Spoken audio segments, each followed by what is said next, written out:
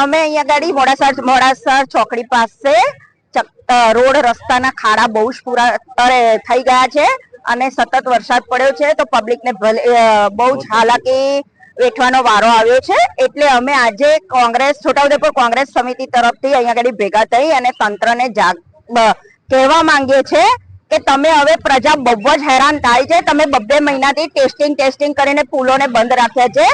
હવે તમે ફરી આ નાના ભૂલકાઓને બધાને તકલીફ બહુ પડે છે, દવાખાનાઓ વાળાને બહુ તકલીફ પડે છે।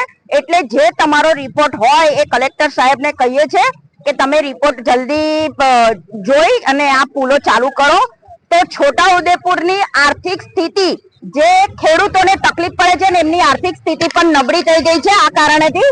એટલે અમે તંત્રને કહેવા માંગીએ છે કે તમે જલ્દીથી જલ્દી આ ખાડા પૂરી અને રોડ રસ્તા ચાલુ કરો અને પુલો ચાલુ કરો। છોટાઉદેપુર જિલ્લા મહિલા પ્રમુખ મોનાબેન।